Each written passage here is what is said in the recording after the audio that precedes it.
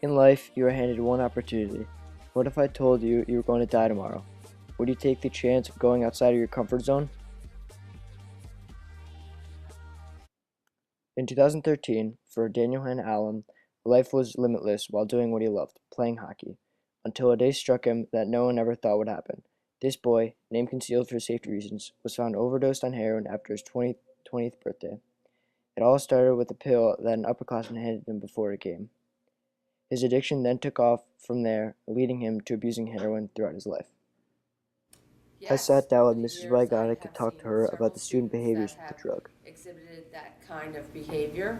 One was a ninth grader years ago, and he kept nodding off in class, and I did not, that he was the first one I ever saw, and he came back, after he graduated, he came back to talk about substance abuse, and I knew he was using something, but at that time I didn't think it was heroin. And he talked about his heroin use at hand, and it was like mind-boggling to hear that this freshman was using heroin. But since that time, after I saw that behavior, it became much easier to spot somebody in class, and so I've seen it repeatedly through the years. Along with the event in 2013, the students and Daniel Hand are still dealing with this tragic problem today. Classmate Kevin Tracy elaborates on how his family was affected by heroin. Well, he was my second cousin, and he was 26 years old, and he lived in Brockton, Massachusetts. There's a lot of gangs in the area, and they brought in a lot of drugs, and heroin's pretty high in the city. His family was very affected. I know his mom was devastated because my grandma went to go visit them. But other than that, didn't really meet his mom. I met him once. It was really weird when I met him the first time. But other than that, I'm pretty sure that side of the family was very devastated by his loss from him overdosing heroin.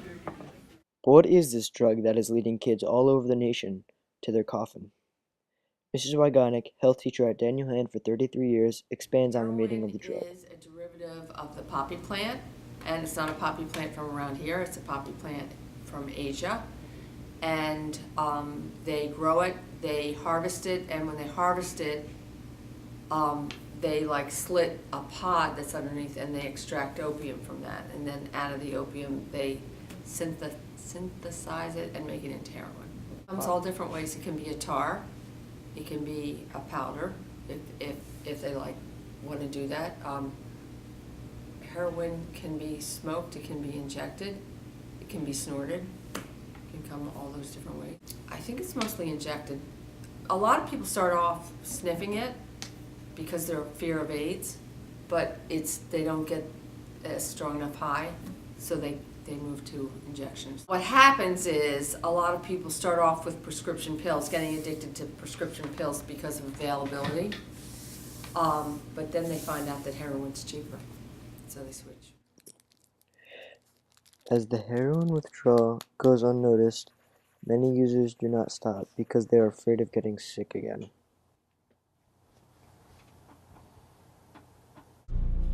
I'm starting to get withdrawals, and it's starting to take effect now since I haven't used in almost 12 hours.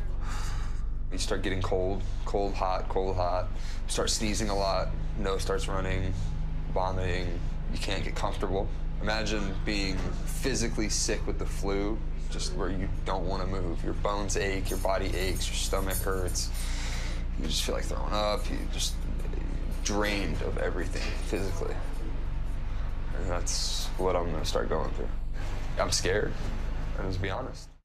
As opiate overdoses kill more people than car crashes each year, law enforcement has been cracking down to try to stop the widespread.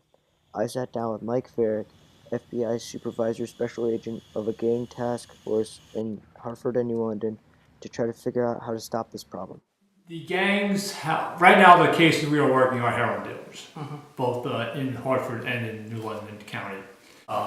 In Connecticut, the United States Attorney's Office has a Drug Enforcement Administration federally investigate every heroin overdose, which is a big difference than years ago. The inaccessibility of over-the-counter painkillers, OxyContin, is now much more difficult to get than it was before. Heroin is much more accessible, and the price has gone down. The price has dropped considerably over the years, and that's led to its increase as well. Prevalent in New England, and maybe that's because people are using heroin rather than crystal meth in this area. But it is nationwide as far as its increase. And heroin is not made. We don't make heroin. Crystal meth is made. You make it in New England. You make it wherever. You make it in South Carolina.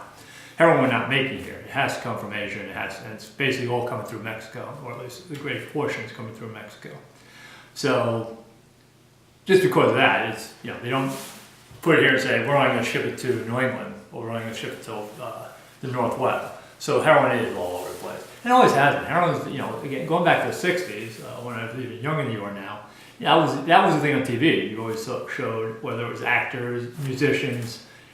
Would always be using heroin or overdose. There's plenty of musicians and perhaps some actors from the 60s and early 70s did die of heroin overdose. So it's nothing really new, but it did die down maybe because of Oxycontin and the prevalence of painkillers over the counter were used and easier to get and much more acceptable than going into a back alley and buying heroin. So it's been all over the country, been big in California, been big in New York. The resurgence, again, I think is more due to the crackdown on prescription painkillers. But I think that not necessarily were those people using prescription painkillers getting them from doctors, except maybe illegal doctors, illegal prescription, which is a big problem as well. All doctors aren't good. Some will sell prescriptions for excessive amounts of money.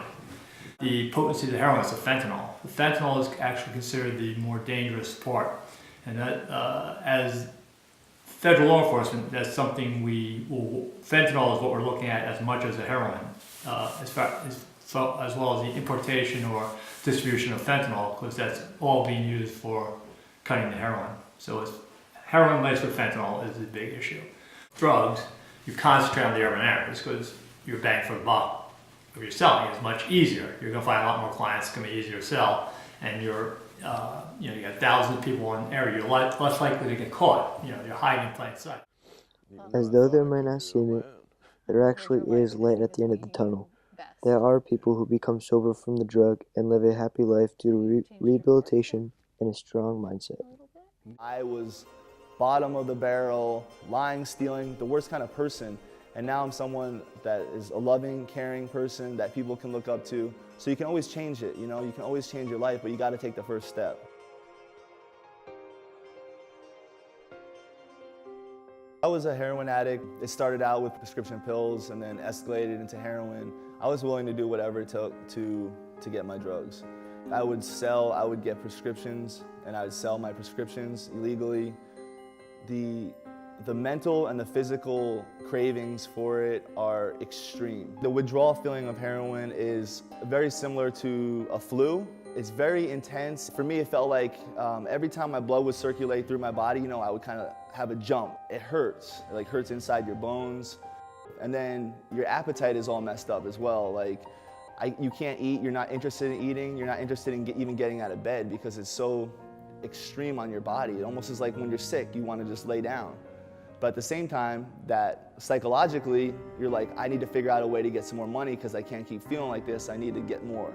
By going into inpatient treatment, it allowed me to be at a place where I was there strictly to detox. And honestly, psychologically, it actually makes it easier on your brain because okay, I'm not in my neighborhood, I'm not with my dealers, I'm not with the people I can get these drugs from, so I'm here to get clean, I'm here to get sober. It actually makes it physically and psychologically easier to go through that process. Although you may not have encounters with the heroin epidemic, your peers might. We must join together to prevent drugs from infiltrating our families and communities. If we stand together, we can fight this epidemic and put it behind us, making it history.